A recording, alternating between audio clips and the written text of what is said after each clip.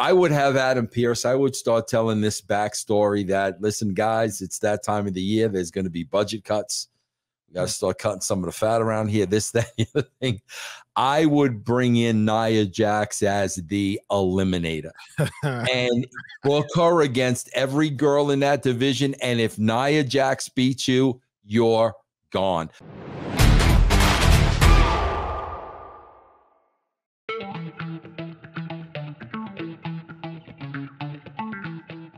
Let's talk about Nia Jax, man. There's rumblings of her coming back to the WWE. There's been pictures, around the airwaves of her leaning up and tightening up. She's a very pretty lady, but there's some goals. Everybody has their fitness goals, and she was able to. Seems like she's doing a good job with that. So here's the thing with Nia Jax. We did see her at a recent Royal Rumble, but even with the Royal Rumble appearance, never came back. How would you bring Nia Jax back into the WWE fold? God, bro, that's so difficult right now because, there's nothing going on. There's nothing going on in the women's division. To me, bro, the only way you could bring her in is as an opponent for Rhea Ripley. I'm not saying that does anything for me, but I don't. What else? I think what you can do, if you're going to get her a good paycheck, I've said this before and I'm going to stick with it. I think what you should do is I want to see Raquel Rodriguez and Rhea Ripley at Mania. But I think what you do in the interim is you have Nia Jax come in and be a wall for Raquel Rodriguez. I think that would help her because at the end of the day, one of the biggest flaws of Nia Jax is that she wasn't very crisp in the ring. And I think, a lot of people were talking about how she would botch a lot. And there were many instances where she did do some really, botchy stuff, including busting Becky Lynch's nose open, which turned out to be a blessing in disguise for Becky Lynch. But I think, just because, yes, absence makes the heart grow fonder, but at the same time, I call it the X, the X effect, the X relationship effect. It's like you were in a relationship for a while, and then y'all break up, and then you haven't seen the person for a while. It's been a couple of years, and you come across them at the gym, and they're like, looking kind of smoking hot there, man. Why did I break up with you? Like you're thinking about those things in your head. And then you kind of, kind of say, hey, how's it going? Kind of meet up. Hey, what's up with you? What you been up to? Yeah, maybe some dinner. And then you kind of get the spark again because you kind of get honeymoony again. Yeah. And then you go on the dinner. And within 5 minutes of the dinner, you're like, oh, that's why I broke up. Right. That's right. And I think with Nia Jax, there's a really good chance that we're going to get that. And I think unless she has gotten much better in the ring, respectfully, I don't see how that's going to be different. Bro, you know what I would do though, bro? Come on, bro. I'm sorry, man. I'm looking at this women's division, and a lot of these women in this division should not be there. They're never going to get over. I swear, bro. I would have Adam Pearce. I would start telling this backstory that, listen, guys, it's that time of the year. There's going to be budget cuts.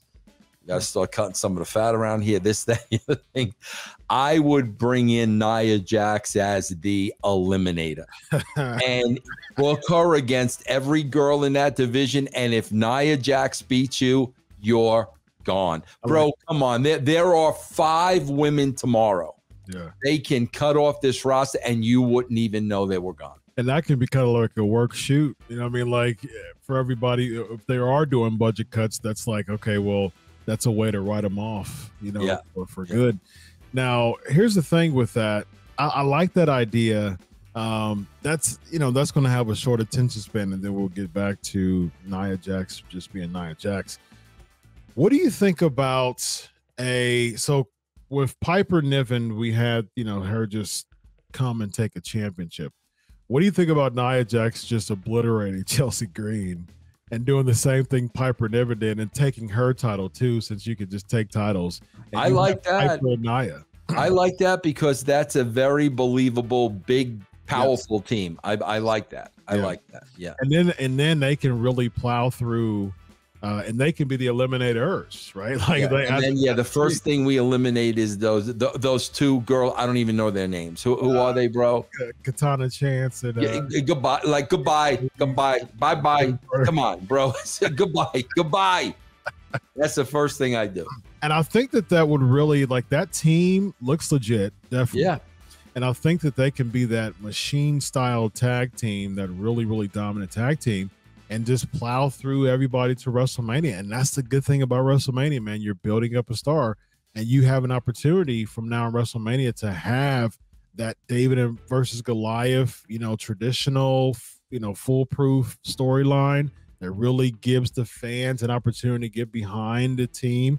Yeah. Now, if it was up to you, no one can stop, the terror of Nia Jax and Piper Niven.